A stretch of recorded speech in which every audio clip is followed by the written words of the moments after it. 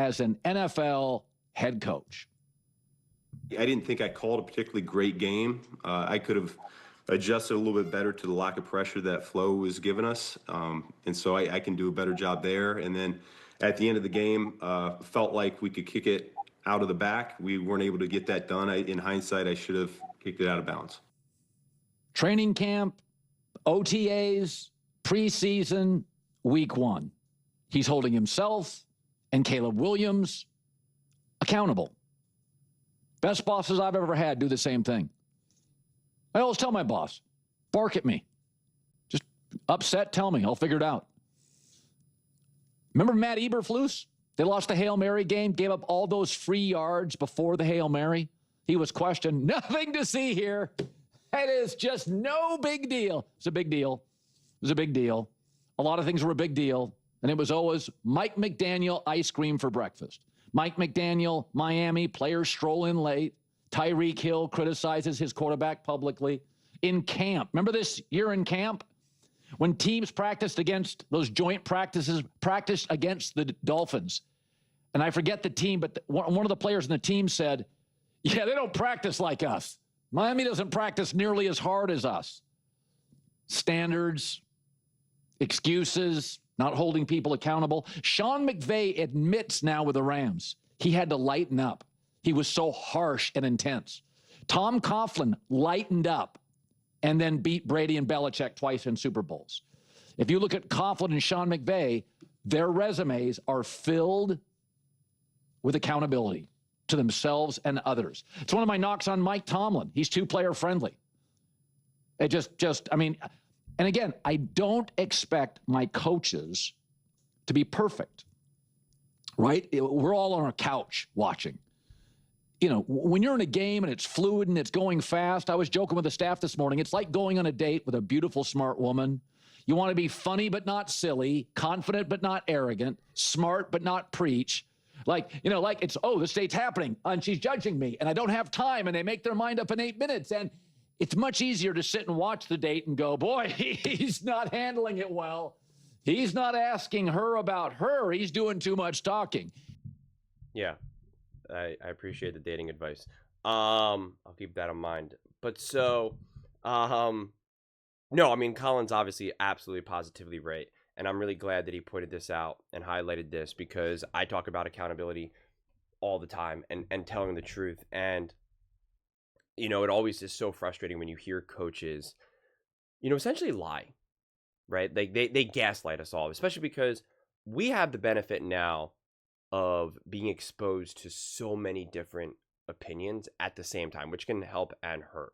But like, we know full well that ball needed to either go out of bounds, and if you can't do it, or, you know, go into the back of the end zone, and if you can't do it, then you kick it out of bounds. I talked about that immediately, right? As soon as the game ended, or, you know, as soon as my first clip about this game came out, that's what I said.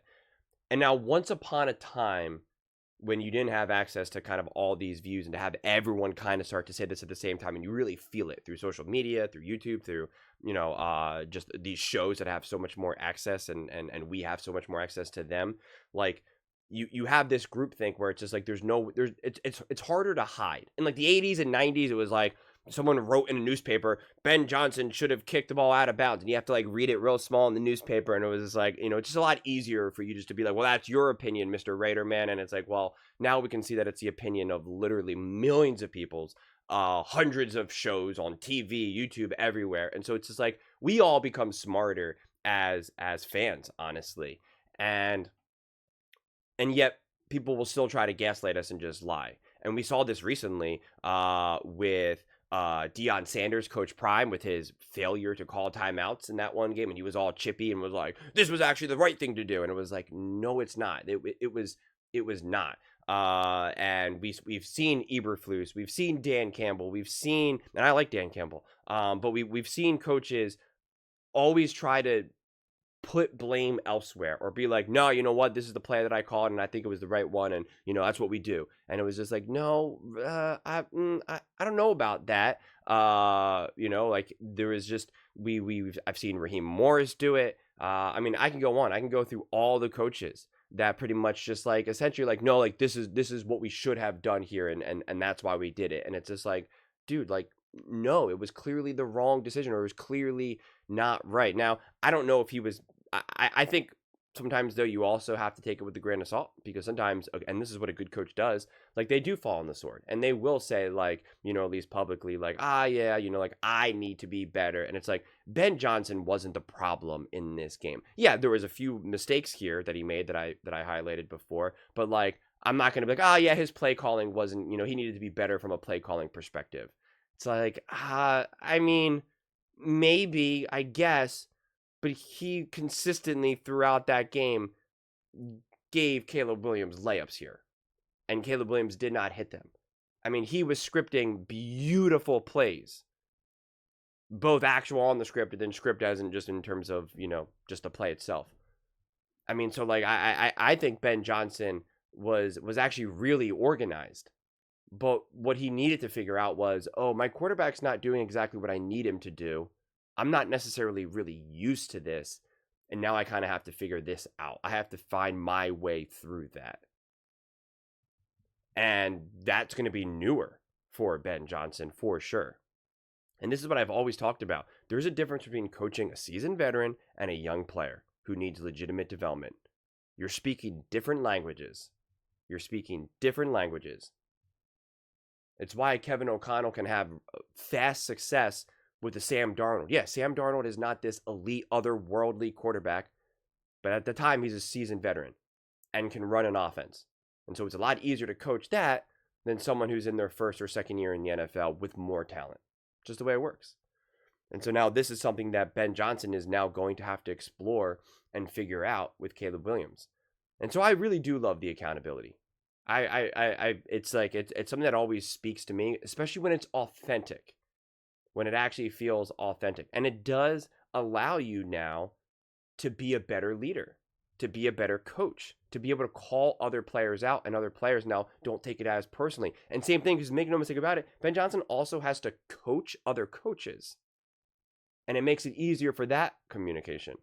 I know this with my niece. It's like, when, you know, my niece and nephews, like when I make a mistake and I apologize or mess up or, you know, do something that I shouldn't do, and I admit that to them, because at first, if for anyone who's ever, you know, been involved with kids, whether it's your kids or, you know, whatever, there is this feeling of like you needing to like be like perfect, like you're the adult and like you should know everything and this and that, and you should always maintain, always be cool, always be light and having fun and smiley. But like, you know, it's like you want to be like, especially if you're an uncle, right? Like you want to be like kind of like perfect in that regard. And then when you spend enough time with them, you realize like, they're gonna see me at moments when I'm not perfect.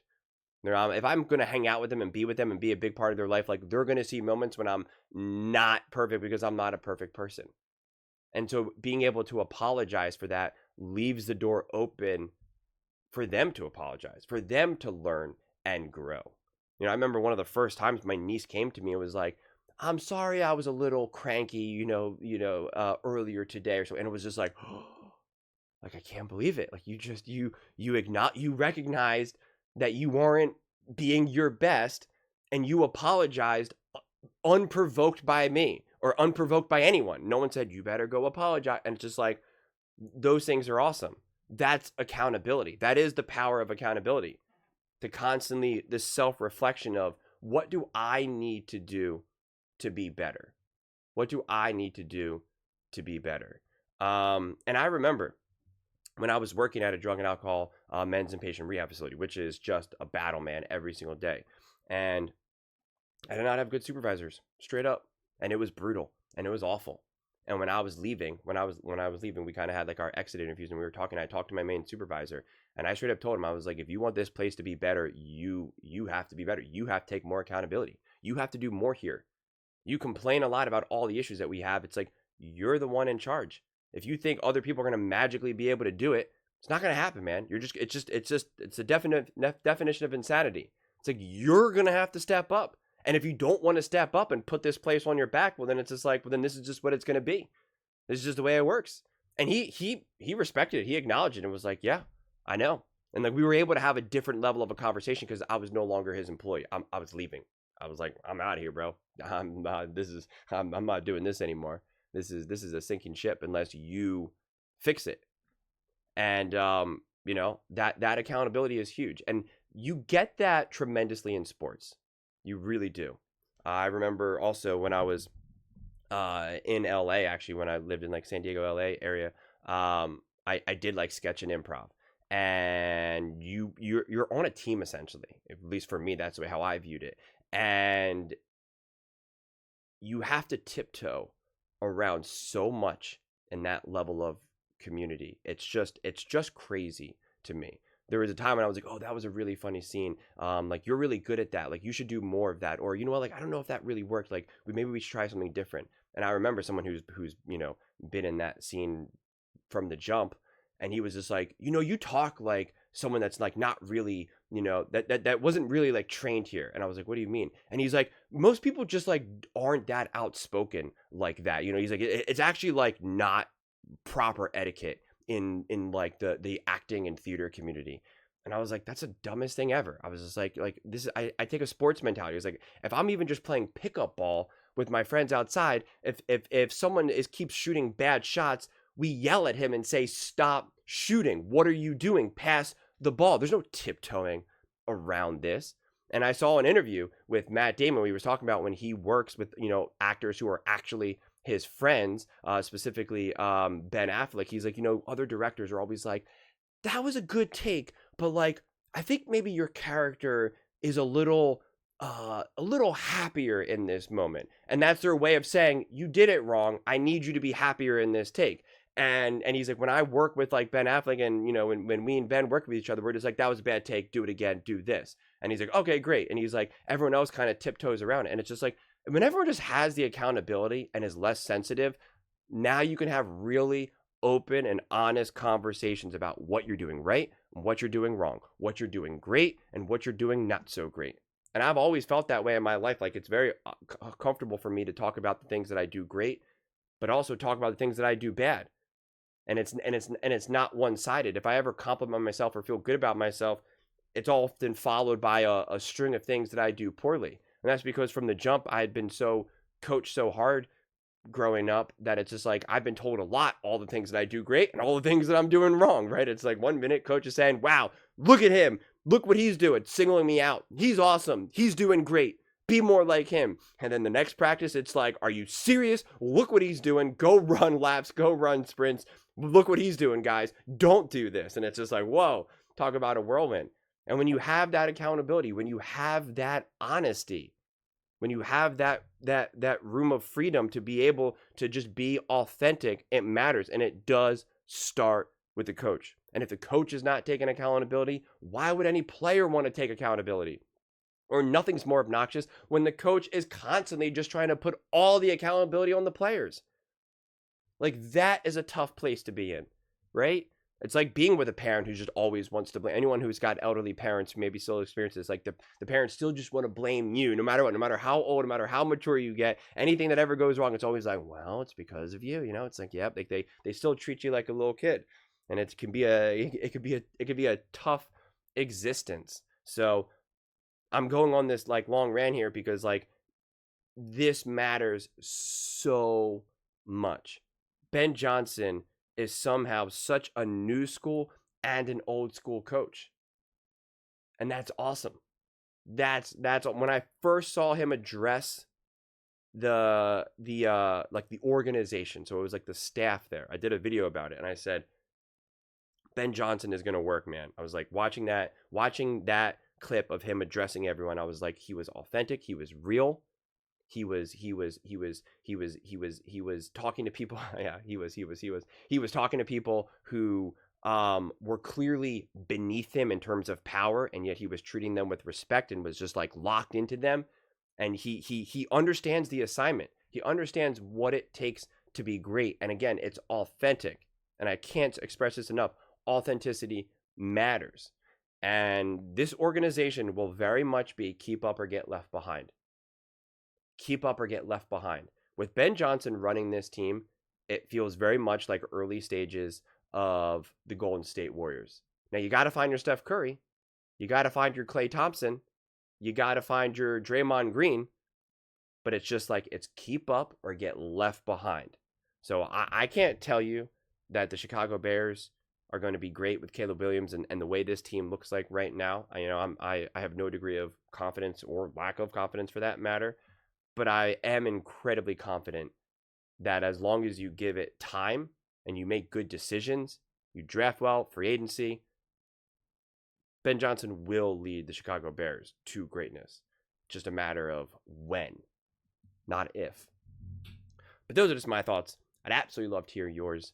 What do you guys all think about Ben Johnson and the Chicago Bears? Do you like Ben taking accountability for the decision? I don't even know how that's even a question there.